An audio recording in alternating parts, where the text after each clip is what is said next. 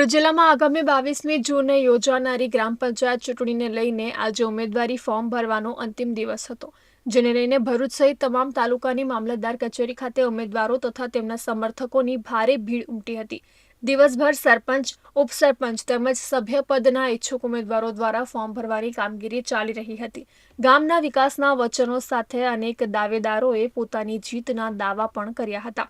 મામલતદાર કચેરીના અધિકારીઓ અને સ્ટાફ દ્વારા ફોર્મ સ્વીકારવાની કામગીરી શિસ્તબદ્ધ રીતે ચલાવવામાં આવી હતી.